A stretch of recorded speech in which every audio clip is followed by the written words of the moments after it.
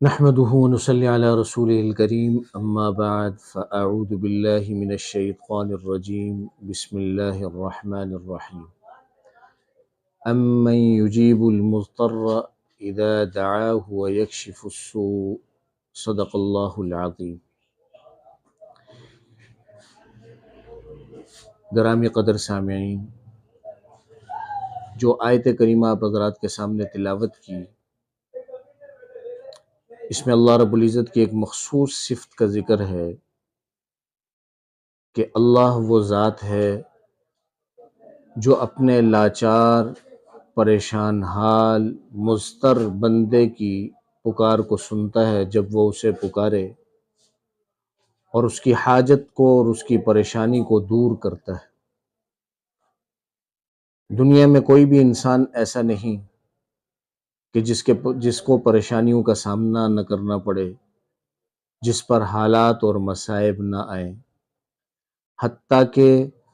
اللہ رب العزت کی برگزیدہ شخصیات انبیاء علیہم الصلاۃ والسلام پر بھی حالات آئے،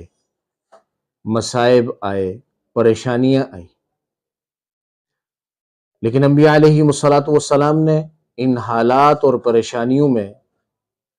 اللہ رب العزت کی طرف رجوع فرمایا۔ ایک روایت مبارکہ ہے، عبداللہ ابن ابی اوفا رضی اللہ تعالیٰ عنہ سے روایت ہے، کہتے ہیں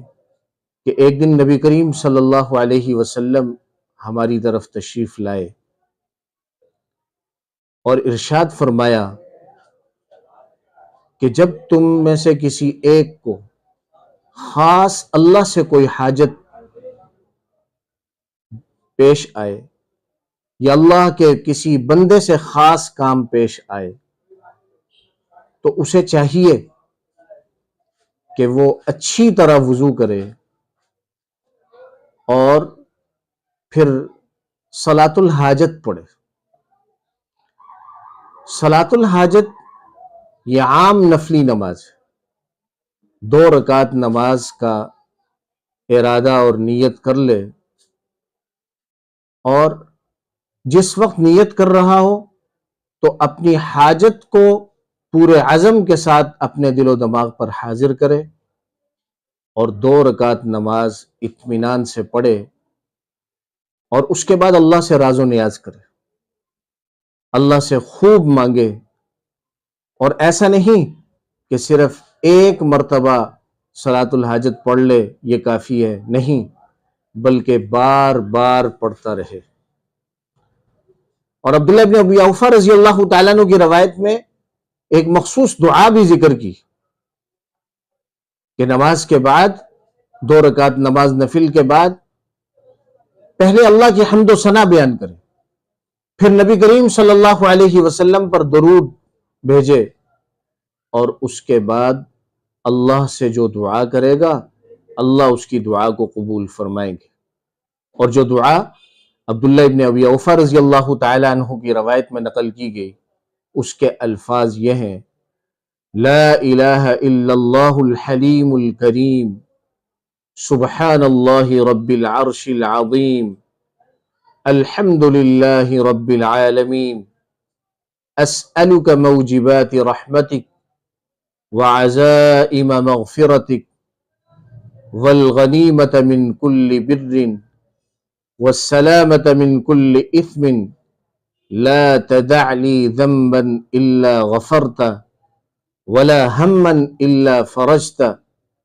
ولا حاجة هي لك رضا إلا قضيتها يا أرحم الراحمين۔ بہتر بات یہ ہے کہ اس دعا کو یاد کر لے،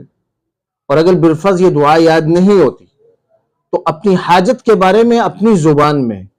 خوب آہوزاری کے ساتھ گڑ گڑا کر اللہ سے مانگے، انشاءاللہ وہ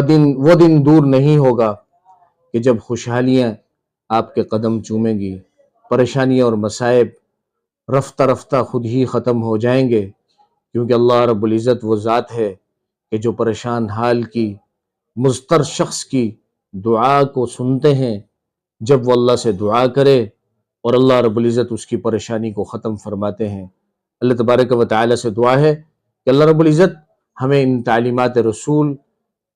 پر عمل پیرا ہونے کی توفیق عطا فرمائے۔ وآخر دعوانا ان الحمد للہ رب العالمین۔